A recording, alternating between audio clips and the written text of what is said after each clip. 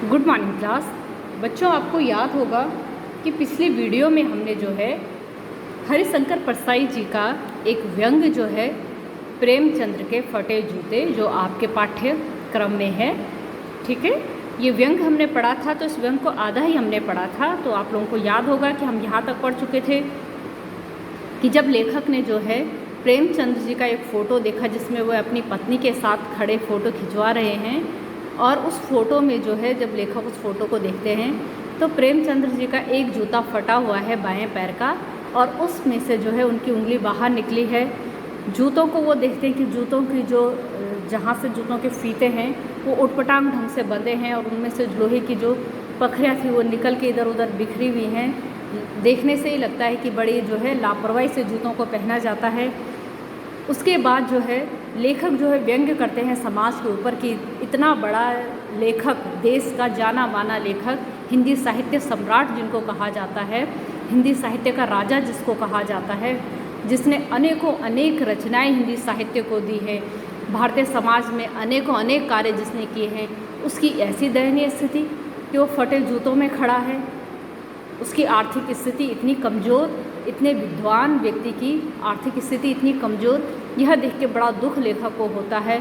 और विद्वान समाज का समाज में अनादर को लिए इसमें जो है व्यंग इस पाठ के माध्यम से किया गया है, ठीक है। तो हम यहाँ तक पढ़ चुके थे कि जो है लेखक कहते हैं कि अरे मेरे जो है पुरखे, साहित्यिक पुरखे, यानी मेरे से पहले साहित्य रचना करने वाले मेरे प्रेमचंद, मेरे पुरखे, क्या तुम्हें फ़ोटो का महत्व नहीं पता? आज के समय में दिखावे का महत्व आपको पता नहीं कि दिखावा कितना ज़रूरी है। आज के समय में जो है लोग जो है मांग के जो है कोट पहन के जो है फ़ोटोएँ खिंचवाते हैं, यानी दिखावा बहुत ज़्यादा हो गया। खुद के पास नहीं तो मांग के ही जो है पहनना है, लेकिन दिखावा करना है। मांगी हुई मोटर कार से बारातें निकाल लेते हैं, है ना। और क्या बोला है कि जो है अगर आपके पास नहीं था तो किसी से मांग लेते, तो आप भी जूता मांग लेते किसी से अगर आपके पास नहीं था। और लोग तो आपको पता है कि जो है फ़ोटो खिंचवाने के लिए इतना सारा इत्र, कहते परफ्यूम, कितना सारा परफ्यूम अपने ऊपर जो है लगाएंगे जैसे फ़ोटोएं से जो है खुशबू आएगी।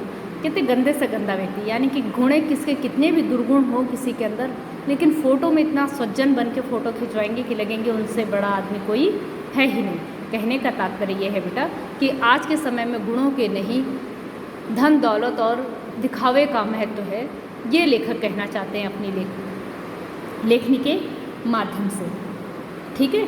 अब जो है उन्होंने, अब आगे हम पढ़ेंगे कि टोपी 8 आने में मिल जाती है और जूते उस ज़माने में भी 500 रुपये से कम में क्या मिलते होंगे। जूता हमेशा टोपी से कीमती रहा है, अब तो जूते की कीमत और बढ़ गई और एक जूते पर 2500 टोपियाँ न्यौछावर है। ये एक बहुत बड़ा व्यंग समाज में है बेटा, बहुत ही बड़ी बात उन्होंने कही।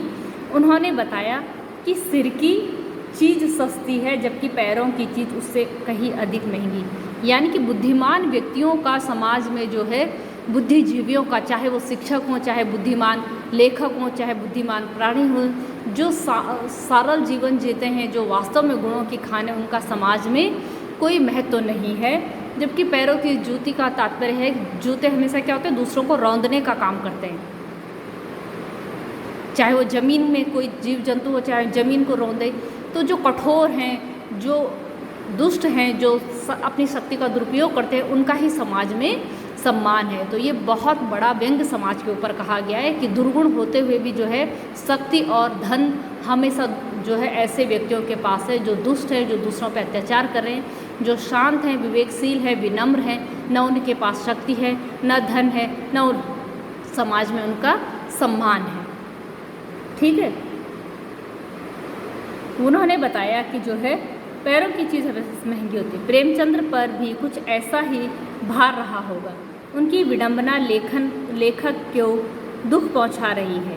एक महान कथाकार, उपन्यासकार, सम्राट, युग परिवर्तक फटा जूता पहनकर उनको भी बड़ा दुख होता है, ठीक है। वो कहते हैं कि तुम भी जूते और टोपी के आनुपातिक मूल्य के मारे हुए हो। तुम इस समाज में जूते और टोपी का जो अनुपातिक मूल्य है ना, उसके मारे हुए हो। मतलब तुम भी इस समाज की इस विडंबना के, जहाँ जो है गुणों को नहीं, शक्ति को, धन को महत्व दिया जाता है, उसके ही शिकार आप भी हो। और यह विडंबना मुझे इतनी तीव्र पहले कभी नहीं चुभी जितनी आज चुभे। आज जब मैं अपने हिंदी सम्राट को देख रहा हूँ, अपने पुरखे को देख रहा हूँ और अपने गुरु को देख रहा हूँ इस हाल में, तो आज जो है यह समाज में मैं रोज़ इस असामाजिकता को, इस दुर्व्यवहार को देखता हूँ। लेकिन इतना दुख मुझे आज से पहले कभी नहीं हुआ जितना आज आपकी फ़ोटो को देख के हो रहा है। आज मैं वाकई में बहुत दुखी हूँ। आज समाज की यह बुराई जो है मुझे बहुत ही ज़्यादा चुभ रही है। जब मैं तुम्हारा फटा जूता देख रहा हूँ, तुम महान कथाकार, उपन्यासकार, सम्राट, युग परिवर्तक, जाने क्या क्या कहलाते थे, मगर फ़ोटो में तुम्हारा फटा हुआ जूता देख के मुझे बड़ा दुख होता है। ठीक है, मेरा जूता भी कोई अच्छा नहीं। अब अपने बारे में कहते हैं कि आपका दौर जो है जैसा था वैसा था, लेकिन हमारा दौर भी कुछ अच्छा नहीं है। आज भी लेखकों को कोई सम्मान नहीं है, आज भी विद्वानों को जो है समाज में इतना कोई सम्मान नहीं दिया जाता। इसीलिए उन्होंने कहा कि मेरा जूता भी कोई अच्छा नहीं, मतलब आज हमारी स्थिति भी कोई अच्छा नहीं है। यूँ ऊपर से अच्छा दिखते हैं, लेकिन क्या करें, हमें दिखावे की आदत पड़ गई। आप तो इतने सरल थे, इतने साधारण थे कि आपको दिखावे की आदत नहीं थी, लेकिन हम आपकी तरह महान नहीं हो पाए, इतने गुणवान नहीं हैं, हम दिखावा कर लेते हैं।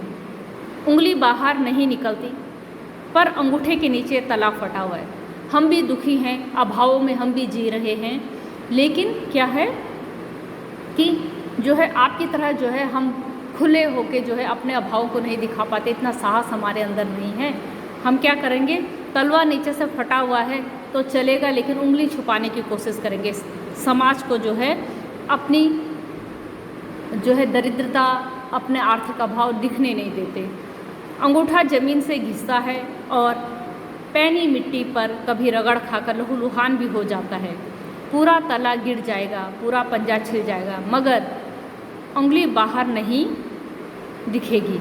सब कुछ हो जाएगा, लेकिन क्या होगा, उंगली बाहर नहीं दिखेगी। यानी फिर भी जो है अपनी आर्थिक स्थिति को है फिर भी ढांकने की, कुछ ना कुछ करके छुपाने की हम कोशिश करते रहते हैं। तुम्हारी उंगली दिखती है पर पाँव सुरक्षित है। तुम्हारी उंगली दिखती है पर पाँव सुरक्षित है का क्या तात्पर्य हुआ? यहाँ पे जो है इसका तात्पर्य हुआ बेटा कि जो है आप अपने अभावों को ज़रूर दिखाते हैं, लेकिन आपका आत्मसम्मान अभी भी सुरक्षित है। आपका जो तेज है वो अभी भी बरकरार है। आपके ऊपर जो है कोई हस्तक्षेप नहीं कर सकता। आपकी छवि जो है आज भी जो है स्वच्छ है, साफ है। लेकिन हम लोग जो है इतने महान नहीं हैं, हम दिखाओ में आ गए हैं। हम जो है डरते हैं कि कहीं किसी को हमारी आर्थिक स्थिति की, हमारी कमियों का, हमारे दुखों का जो है किसी को पता न लग जाए, इसलिए झूठ मूठ खुश रहने की कोशिश करते हैं। मेरी उंगली ढकी है पर पंजा नीचे से छिल गया। मैं भी आपकी तरह दुखी हूँ इस समाज से, इसकी कुरीतियों से, लेकिन क्या करें, जो है हम जो है खुल के जो है आपकी तरह अपना दुख व्यक्त नहीं कर सकते, अपनी स्थिति को व्यक्त नहीं कर सकते। तुम पर्दे का महत्व नहीं जानते और हम पर्दे पे कुर्बान हैं। आप किसी भी चीज़ को छुपाना नहीं जानते और हम जो है इस पे ही, इसी के सहारे जी रहे हैं, छुपा के जो है कभी अपने दुखों को छुपा के, कभी अपनी आर्थिक तंगी को छुपा के, इसी तरीके से हमारा जीवन आगे बढ़ रहा है। तुम फटा जूता बड़े ठाठ से पहने हो। ठीक है, ये कहना चाहते हैं, लेखक कहते हैं कि जैसे लोग वास्तविकता को आडंबर के आवरण से ढकना चाहते हैं, जबकि प्रेमचंद ऐसा व्यक्तित्व तो नहीं, वो सिर्फ सादगी और सच्चाई को अपनाने वाले व्यक्ति हैं। तो कहते हैं कि तुम जो है फटा जूता बड़ी ठाठ से पहने हो। कहने का तात्पर्य है कि आपको दिखावे से कोई मतलब ही नहीं है, आपको होश ही नहीं कि आपको पता ही नहीं कि आपने जो है फटा जूता पहना है, ना आप इस पर ध्यान देना चाहते हैं।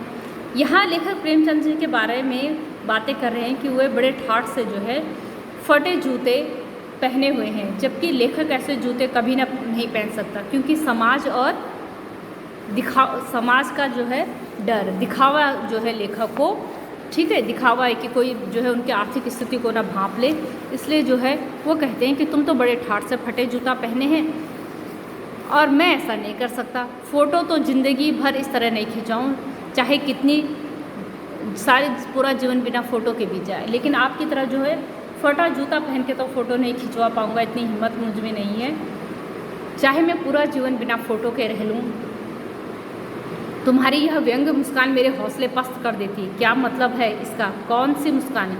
और जब आपकी यह व्यंग भरी मुस्कान को मैं देखता हूँ ना, तो मेरे हौसले और पस्त हो जाते हैं। मतलब ऐसा लगता है कि आप मुझ पे ही हंस रहे हो कि क्यों ये दिखावे का जीवन जी रहे हो और मैं आपसे नज़रें नहीं मिला पाता हूँ। क्या होरी का गोदान हो गया। अब उन्होंने उनकी कहानी और उनके उपन्यासों के पात्रों के बारे में यहाँ पे जिक्र किया है। लेखक उनकी व्यंग्य मुस्कान का मतलब पूछता है। वह प्रेमचंद के कई पात्रों का सहारा लेकर अपने प्रश्नों का उत्तर जानना चाहता है। लेखक जूते के फटने का कारण भी जानना चाहता है। वह अनुमान लगाता है कि ज़्यादा चलने से ऐसा हुआ होगा, किंतु ज़्यादा चलने से जूता फटता है, घिसता नहीं। लेखक ने बताया कि भक्तिकाल के कवि कुंभदास का जूता फतेहपुर सीकरी आने जाने से घिस गया है। वे कहते हैं कि आने जाने में जूते घिस गए, जिस कारण भगवान का नाम भी लेना भूल गया। उन्होंने बुलाकर कुछ देने वालों के विषय में यह कहा कि जिनको देखने के लिए कष्ट उठाने पड़ते हैं, उन्हीं को सिर झुकाकर नमन भी करना पड़ता है। ठीक है, तो यहाँ पे जो है लेखक ने प्रेमचंद के अनेक पात्रों के हिसाब से उनसे प्रश्न आए। क्या होरी का गोदान हो गया। होरी उनके गोदान कहानी का जो पात्र है उससे पूछते हैं, जो पूरी कहानी में गोदान के लिए जो है परेशान था, एक गरीब किसान, उसके लिए बोलते कि उसका गोदान हो गया। क्या पूस की रात में नील गाय हल्कू का गाय खेत चर गई। अब पूस की रात की कहानी में हल्कू का उन्होंने यहाँ पे जिक्र किया कि क्या जो है हल्कू की गाय जो है नील गाय उसका पूरा खेत खा गई। क्या सुजान भगत का लड़का मर गया क्योंकि डॉक्टर क्लब छोड़कर नहीं आ सके। ठीक है, और फिर क्या बोलते हैं, नहीं मुझे लगता है माधव औरत के कफन के चंदे की शराब पी गया। ये सारे जो है कफन, मंत्र, पूस की रात, गोदान कहानियों के पात्रों हैं जिनका उन्होंने यहाँ पे जिक्र किया है और जिनके माध्यम से जो है वो लेखक से अपने प्रश्न का उत्तर पूछना चाहते हैं कि ये व्यंग भरी मुस्कान आखिर है किसके लिए। क्या तुम्हारा जूता फिर देखता हूँ कैसे फट गया। मेरी जनता के लेखक, हे आम जनजीवन के लेखक, आम जनता के लिए जिन्होंने लिखा है उनके लेखक, क्या तुम्हारा चक्कर काटते काटते, क्या बनिए के तगादे से बचने के लिए मील 2 मील चक्कर लगाकर, क्योंकि आप आर्थिक तंगी से गुजर रहे होंगे तो सीधे रास्ते से अपने घर नहीं जाते होंगे, क्योंकि वहाँ बनिए की दुकान पड़ती होगी जहाँ आपका बहुत लंबा उधार चल रहा होगा, तो उससे बचने के लिए कहीं दूर से जो है घूम फिर के अपने घर आते होंगे, इसलिए आपका जूता फट गया। चक्कर लगाने से जूता फटता नहीं है। फिर वो कहते कि अच्छा बहुत लंबा चक्कर लगाने से जो है जूता फटता तो नहीं है, घिस जरूर जाता है। फिर किसका उदाहरण देते हैं, कुंभदास का जूता भी फतेहपुर सीकरी आने जाने से घिस गया था। भक्तिकाल के कवि जो हैं उनका वो उदाहरण देते कि फतेहपुर सीकरी आने जाने से उनका जूता जो है घिस गया था। उसे बड़ा पछतावा हुआ। उसने कहा, आवत जात पनहिया घिस गई बिस्तर होए हरिना। आते जाते जो है मेरे जूतों के घिस गए हैं, लेकिन जो है हरि का नाम तक भूल गया हूँ मैं, जो है इतने चक्कर मैंने यहाँ लगा लिए हैं। लेकिन फिर भी उसने क्या किया, और ऐसे बुलावा देकर देने वालों के लिए कहा है, जिनके देखे दुख उपजत है तिनको करबे परेशान, और जिनको पाने के लिए दुख उठाने पड़ते हैं उनको ही दुनिया सलाम करती है। ठीक है, चलने से जूता घिसता है, फटता नहीं। तुम्हारा जूता फटा कैसे। अब वो पूछ रहे हैं कि अगर आप चलते तो आपका जूता जो है घिसता, ये फटा कैसे। अब वो अपने आप ही अनुमान लगा रहे कि कैसे फट सकता है। मुझे लगता है कि तुम किसी सख्त चीज़ को ठोकर मारते रहे हो, कोई चीज़ जो परत सदियों से जम गई। अब यहाँ पे सख्त चीज़ से तात्पर्य है बेटा समाज की कुरीतियों से, बुराइयों से। ठीक है, फटे जूते से तात्पर्य है प्रेमचंद्र के प्रयासों का, कि आपने निरंतर सामाजिक बुराइयों के लिए अपने प्रयास करते रहे। ये कठोर सामाजिक बुराइयाँ, जितनी भी कुरीतियाँ समाज में, आप निरंतर जो है बिना डरे उनके लिए प्रयास करते रहे। ठीक है, उसे शायद तुमने ठोकर मार मार कर अपना जूता फाड़ दिया। कोई टीला जो रास्ते पर खड़ा हो गया था उस पर तुमने अपना जूता आजमाया। अपना जूता आजमाया मतलब अपना जोर आजमाया। आपने बुराइयों को दूर करने के लिए भरपूर कोशिश की, जितनी आपसे हो सकती थी उतनी कोशिश आपने की। तुम उसे बचाकर उसके बगल से भी तो निकल सकते थे। जरूरी था तुमने सामाजिक कुरीतियों को अपनी जो है सामाजिक विरोध करना था, अपनी रचनाओं में लेना था। आप अच्छे अच्छे साहित्य लिख सकते थे, आप प्रेम प्रसंग लिख सकते थे, ठीक है, लेकिन आपने ऐसा नहीं किया। आपने जरूर अपनी रचनाओं के माध्यम से समाज की बुराइयों को दूर करने का प्रयास किया। आप किनारे से भी निकल सकते, इससे तात्पर्य है कि आप उन चीज़ों को ना उठाते जो समाज में बुरी हैं, या जो आप जिससे जो है आप बड़े बड़े लोगों की तारीफ में लिखते तो शायद वो खुश होकर आपकी आर्थिक स्थिति का सुधार करते। तुम उससे बचकर बगल से निकल सकते थे। टीलों से समझौता भी तो हो जाता है, सभी नदियाँ पहाड़ थोड़ी ही फोड़ती हैं, कोई रास्ता बदलकर भी घूमकर चली जाती हैं। कहती नदियाँ भी तो ऐसी करती हैं, सारी नदियाँ पहाड़ों को तोड़ के नहीं निकलती, कुछ नदियाँ जो है किनारे से रास्ता बना के निकल जाती हैं, ठीक है, पर समझौता कर न सके। क्या तुम्हारी वही कमजोरी थी जो होरी के ले डूबी? वही नेम धर्म वाली कमजोरी? नेम धर्म उसकी भी जंजीर थी, मगर तुम जिस तरह मुस्कुरा रहे हो उससे लगता है शायद नेम धर्म तुम्हारा बंधन नहीं, तुम्हारी मुक्ति थी। कहते हैं शायद तुम भी जो है, होरी जो है उनकी कहानी का एक पात्र है जो है बहुत ईमानदार था और अपने नियम का पक्का था। लगता है आप भी उसी के समान हैं, जो अपने संकल्पों से, अपने नियमों से जो है डिग नहीं सकता, जो आपके संकल्प हैं, जो आपके कर्तव्य हैं, अपने कर्तव्यों से विमुख नहीं हो सकता। यही शायद आपका भी है। तुम्हारी यह पाँव की अंगुली मुझे संकेत करती सी लगती है, जिसे तुम घृणित समझते हो उसकी तरफ हाथ से नहीं पाँव की ओर से इशारा करते हो। कहते हैं अभी मुझे ऐसा लगता है कि तुम्हारी जो पैर की उंगली है ना, ये जो है किसी और चीज़ की ओर इशारा करे, जिसे तुम घृणित समझते हो। घृणित समझते हो मतलब जिससे आप सही नहीं समझते हो, जिसको आप घृणा करते हो कि ये चीज़ नहीं होनी चाहिए, उसके आप हाथ से भी नहीं, ठीक है, उसकी ओर क्या है, आप पैर की उंगली से जो है आप क्या करते हो, जिसे आप घृणित समझते हो उसकी तरफ आप पैर की उंगली से इशारा करते हो। वह समझ गया कि प्रेमचंद्र जी समाज में व्याप्त भेदभाव और आडंबर पूर्ण व्यवहार को देखकर मुस्कुरा रहे हैं, और लेखक समझ गया कि क्या है, मैं समझता हूँ कि तुम्हारी उंगली का इशारा मैं भी समझता हूँ और तुम्हारी भी इस व्यंग मुस्कान को भी मैं समझता हूँ, ठीक है, तुम मुझ पर या हम सभी पर हंस रहे हो, ठीक, उन पर जो उंगली छिपाए और तलवा घिसाए चल रहे हैं, उन पर जो टीलों को बरकरार बाजू से निकल रहे हैं। तुम कहते हो मैंने तो ठोकर मारकर जूता फाड़ लिया, उंगली बाहर निकाल आई पर पाँव बचा रहा और मैं चलता रहा, मगर तुम्हारी उंगली को ढकने की चिंता में तलवे का नाश कर रहे हो, तुम चलोगे कैसे? इसका तात्पर्य है बेटा कि वो कहते हैं कि लेखक समझ गया कि वे अवसरवादी और स्वार्थपरक लोगों पर व्यंग्य कर रहे हैं, जो वास्तविकता को छिपाते हैं, संघर्षों से बचकर निकलते हैं, उन पर वे हंस रहे हैं।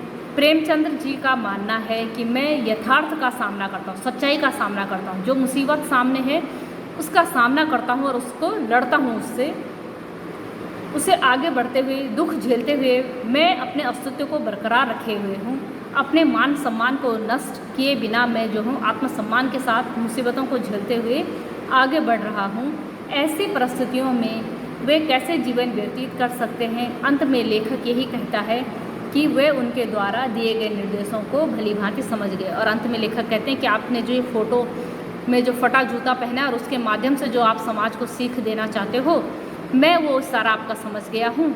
आपकी तुम्हारी व्यंग भरी मुस्कान का इशारा भी मैं समझ गया हूँ, आप क्या सिखाना चाहते हैं, और आपके दिशा निर्देशों को मैं भली भांति समझ गया हूँ कि आप क्या दिशा निर्देश देना चाहते हैं। तो अब आपका पाठ यहीं पे समाप्त होता है बेटा, ठीक है। इस पाठ को आप लोग एक बार और पढ़ लेंगे, ठीक है। तब तक के लिए धन्यवाद।